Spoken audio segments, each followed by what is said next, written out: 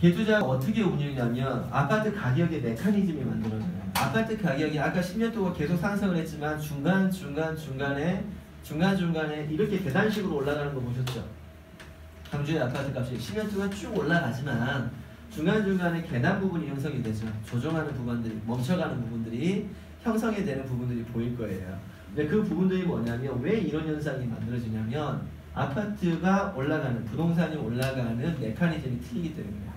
자, 그러면 우리가 이제 개투자 아파트라는 것은 아파트가 어떻게 가격이 형성이 되는가? 왜 광주의 소형 아파트 가격이 멈춰버렸나?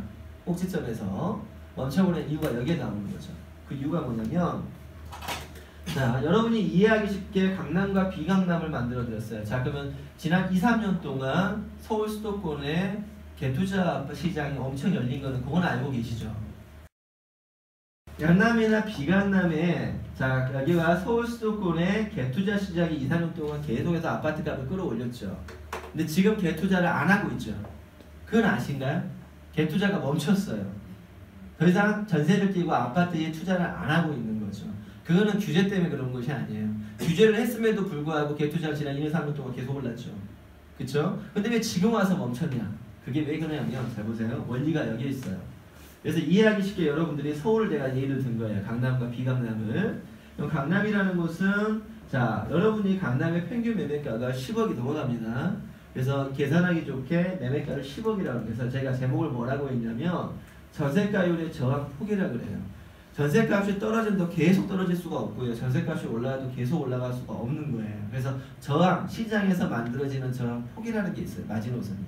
그러면 이걸 왜 알아야 되냐면 강남을 제가 조사를 해보니까 언제 갭투자가 멈추냐, 이 전세값이 어느 정도 형성이 됐을 때 더 이상 추가 매수 시장이 안 만들어지냐고 조사를 해보니까 50%예요. 전세가가 50%, 10억짜리가 5억 갔을 때, 그쵸? 전세 추가 매수를 멈춥니다.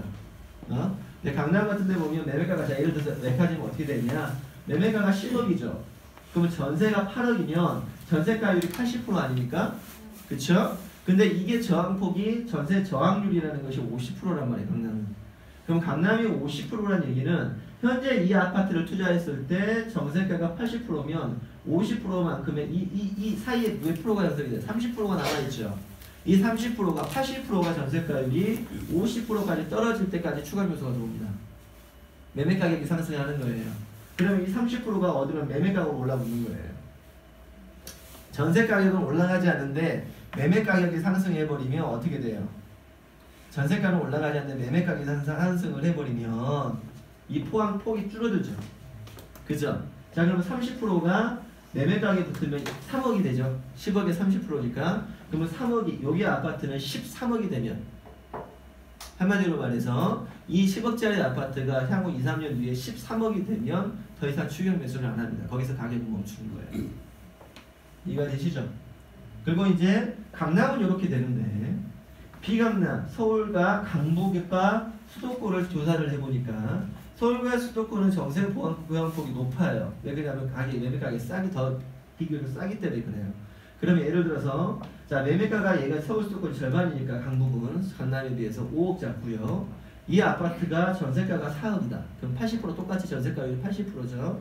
그럼 얘 전세비율은 지금 저항률이 60%예요. 강북은 조사해보니까. 그리고 60%라는 저항률을 잡을 때 20%의 갭이 발생되죠. 그러면 그 20%의 개혁이 매매가로 올라붙는 거예요. 그러니까 80%가 60% 될 때까지 매매가가 계속 상승을 해요. 그래서 이 20%가 5억이 있으면 1억이죠. 그러면 이 아파트, 강북의 아파트를 투자했을 때 이 아파트는 언제가 마지노선이냐? 6억입니다. 그러니까 6억이 마지노선이 딱 오는 순간 매도를 해야 되는 거예요. 그렇죠? 6억 가까이 왔을 때. 그래서 항상 목적을 분명히 아셔야 되는 거예요. 내가 봐보세요. 5억을, 자, 내가 2년간 투자해서 이 아파트를 어떤가를 투자를 했을 때 5천만 원을 벌 것이다. 목표를 세우죠. 자, 분석해서 목표를 세웠다고 하자고요. 우리가 나는 아파트를 투자를 하는데 나는 이 아파트를 5천만 원을 벌 거야. 이거를 몇 년에 벌 거야? 3년 안에 벌 거야. 3년에 5천만 원 가치에 올라갈 것들을 다 분석할 수가 있어요. 정확하게 찍어낼 수가 있단 말이에요. 3천만 원이 될 수 있는 거를. 그러면 3년에 5천만 원 올라갈 것을 정확하면 통안의 경제가 굉장히 좋아져가지고 통안에도 굉장히 많이 발생을 해가지고 2년 만에 5천만 원이 갈 수도 있죠. 그쵸? 3년에 5천만 원이 목표라면 2년에 5천만 원이 갈 수도 있단 말입니다. 그러면 팔아야 될까요? 말아야 될까요? 팔아야 돼요. 매도를 하셔야 된다는 말입니다. 근데 2년에 5천만 원 가면 매도해요, 안 해요?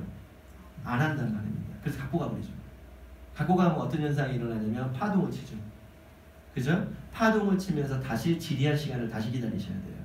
그래서 지금 여러분이 아셔야 될 게 뭐냐면 갭투자의 가장 큰 장점은 뭐냐면 전세를 끼고 사는 거죠. 그쵸? 그러면 이걸 아셔야 돼요. 이건 절대 장기로 끌고 가면 되는 물건이 아니라 목표를 정확하게 하는 게 뭐냐면 짧은 가격으로, 적은 가격으로, 그쵸? 적은 가격으로 짧은 시간에 최대의 효용을 내는 게 갭투자의 매력이에요. 그쵸? 근데 어떤 사람들은 갭투자 아파트를 사놓다고 해서 그놈을 임대주택으로 등록해서 10년을 갖고 가버린다. 뭐가 목적이 안 맞죠? 그쵸? 그래서 여러분들은 이렇게 하셔야 돼요. 강남과 비건의 정세 저항률이 이렇게 되고 가격이 이렇게 움직인다. 그러면 강주의 소형 아파트 가격이 왜 올라가다 멈췄냐? 그게 그냥 멈춘 게 아니고요. 잘 보세요. 제가 7, 8년 전에 예를 들어서 25평 아파트를 1억에 샀다. 그쵸? 1억에 샀는데 그 당시 샀을 때 수익률이 굉장히 중요해요. 수익률. 모든 부동산은 수익률에서 가격이 결정이 돼요. 그러면 6%의 수익률을 거뒀다. 1년 전에 투자를, 7년 전에 소형 아파트를 샀는데 이놈이 통화량으로 계속해서 작아지면 강주처럼 올라가는 것처럼 해서 이놈이 어느 순간 되니까 7년 후에 2억이 돼버린 거예요. 그죠? 가격이. 자, 2억이 됐으면, 자, 월세라는 것을 줬을 때 6%를 얻었다는 거죠. 그쵸? 자, 월세가 10년 동안 가격은 올랐지만 월세는 올라야 안 올라요? 강주의 월세가 올라야 안 올라요? 안 오르죠. 거의 똑같죠. 그쵸? 그러면 수익률은 고정되는 거죠. 자, 근데 매매 가격이 수익률은 고정되어 있는 상태에서 월세는 고정되어 있는 상태에서 매매 가격이 2억으로 뛰어버리면 수익률은 3%로 반토막나는 거죠. 그쵸? 자, 그러면 나는 1억에 주고 1억에 줬을 때 6%의 수익률을 거뒀는데 이놈이 3% 되는 순간이 오는 순간 살 사람이 생겨요, 안 생겨요? 안 생기죠. 나는 옛날에 6%였지만 지금 3%밖에 수익률을 못 걷거든요. 그러니까 추경매수 합니까? 안 하죠. 그러니까 가격이 여기서 멈추는 거예요. 올라가다가. 그래서 더 이상 소형 아파트를 안 사는 거죠. 이해가 되시죠? 그래서 수익률로 가지고 부동산이 어느 정도 올라갈지를 계산하는 것이 수익가격 분석법이라고 해요. 이런 거를. 근데 이걸 전세가격을 가지고 매매 가격의 상승을 예측하는 것을 이런 것을 뭐라고 그러냐면 보세요. 광주의 저항률은 몇 프로냐면 70%. 제가 조사해보니까 70% 딱 되는 순간 매수를 하네요. 네? 지금 소비자들이. 그럼 70% 딱 잡고 70%가 되는 순간 그럼 여러분이 살려는 강주에 지금 현재 보고 있는 아파트, 지금 가지고 있는 아파트, 지금 매수하려는 아파트 대상이 있겠죠. 오늘 가서 뭘 체크해야 돼요? 전세가율을 체크해야 되겠죠. 지금 계약하려고 하는 그 아파트 전세가율이 내가 지금 그 아파트를 보니까 80%다. 지금 현재 사야 돼요, 말아야 돼요? 사면 안 되는 아파트예요. 사면 안 되는 아파트. 네? 근데 전세가율이 거의 90% 육박을 한다. 그쵸? 60% 육박을 한다. 그쵸? 육박을 하면 20% 갭이 발생되죠. 그거는 투자 대상이 될 수 있다는 거죠. 왜 저항률이 중요한지 아시겠어요? 그래서 광주의 전세값이 70%가 되면 거의 매수, 거의 매매 가치가 거의 없다고 보시면 돼요.